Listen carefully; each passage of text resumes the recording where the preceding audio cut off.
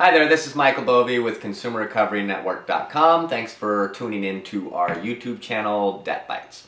Today I want to cover more about debt settlement, specifically settling debt with a debt collector. When it comes to debt collectors, there's different types and who they work for. So I want to focus right now on dealing with a debt collector who is actually hired by and working for your original creditor. Debt buyers pick up debt from your original creditor. There's all kinds of ways you can be in touch with a debt collector.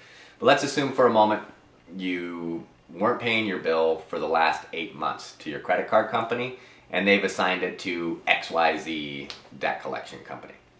The debt collector has a window of opportunity to settle debt, get paid on whatever your creditor sent them to do their job. When they do their job, when they get you to pay something or all of the debt or settle it, is when they get paid. They typically work on a contingency. You can use that information to your advantage. You see, you don't owe them, you owe the creditor. They'll come off as if they're the ones that you owe, but they're not. They're really just trying to get paid.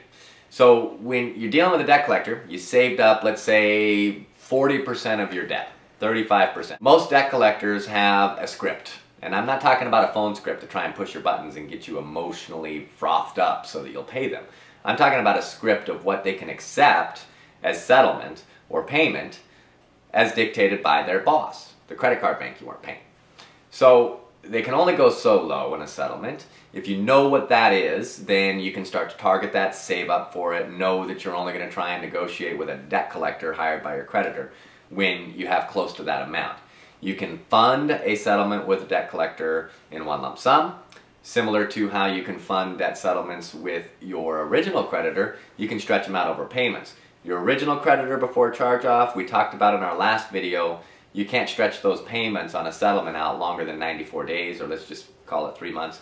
With debt collectors, the debt's already charged off. You have a little bit more flexibility there, but watch out. Don't agree to something that puts you in a position where you've made, let's say they stretch out they forgive 50% of the debt, you settle for 50%, and you stretch those payments out over 6 months.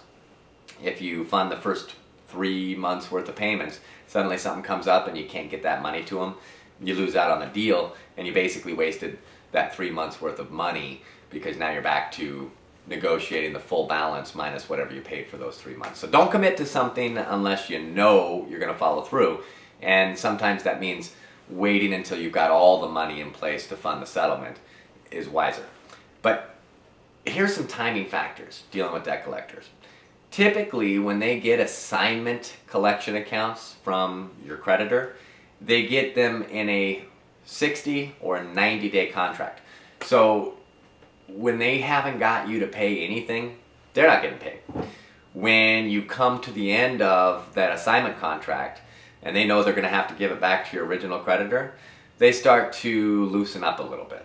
So you might even time your settlement offers towards the end of the month so that they can meet end of the month goals. You might want to time your offers closer to when you can recognize it's been maybe 60 or 90 days since they've had the account, because they're going to lose it, and you'll find them to be the most reasonable. In fact, there's even another layer of timing and working your settlements that support this whole end of the month, end of the contract kind of strategy. And it's that the collector who's working the phone in that call center for the collection company also has to meet some goals.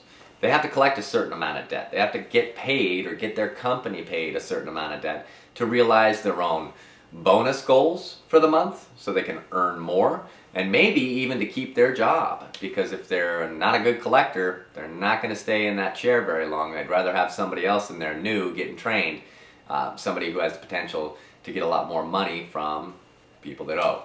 So use these timing hints and tricks to your advantage.